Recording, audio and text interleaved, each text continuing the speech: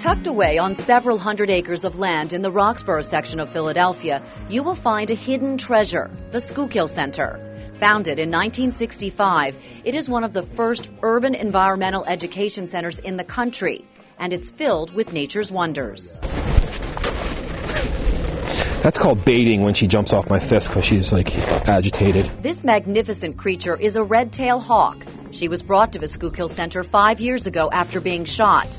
The bullet went under her wing and lodged in her spine. We took it to a vet who x-rayed it, and it's too close to the spine to remove the bullet. So we tried to heal her and make her fly anyway. The hope was to get this hawk well enough to release her back into the wild. And we found out after months of antibiotics and wound management and physical therapy that she could not fly. And so that's when I decided to keep her here as an educational animal. Freya is now one of a handful of animals that serves as ambassadors for the Schuylkill Center, which is the only place in the Philadelphia area that treats injured, orphaned, and sick wildlife. It's hit by a car, it's poisoned, it's shot, trees were cut down, it flew into a window, something like that. We nurse them back to health and then we release them. Rick Schubert is the director of wildlife rehabilitation.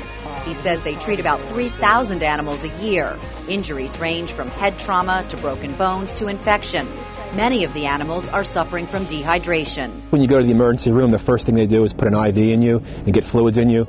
We're almost always treating animals for dehydration and giving them emergency fluids. Not every animal makes it, but we do our best to give every animal a chance. This is a large flight cage. Rick gave us a behind-the-scenes tour of the rehab clinic at the center. This is one of several flight cages where birds of prey recuperate from their injuries. This is a red-tailed hawk and a great horned owl. The red-tailed hawk was hit by a car. This owl was orphaned as a baby and suffered head trauma when it fell to the ground after its tree was cut down.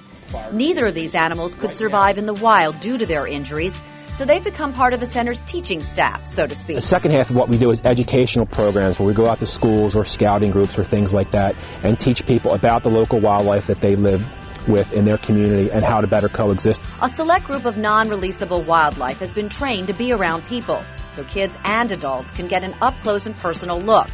Tabitha here loves to be the center of attention. This animal's very special. She's social and she's a clown. This is a vulture. It's a black vulture.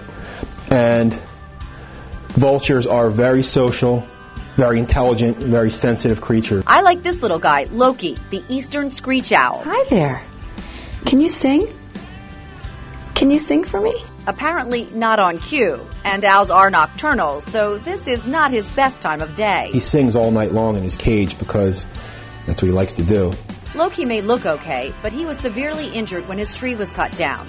Rick hopes all these animals can teach us a valuable lesson. My message is we human beings live here, animals live here, neither of us are going anywhere, we have to get along. So if you ever come across an injured bird or a hurt bunny, for example, and are wondering what to do, now you know. You can take it to the Schuylkill Center in Roxborough, and they will nurse the animal back to health and return it to the wild. Catch this and more on NBC Philadelphia nonstop. Available on Comcast Xfinity Channel 248, FiOS Channel 460, and over the air on 10.2.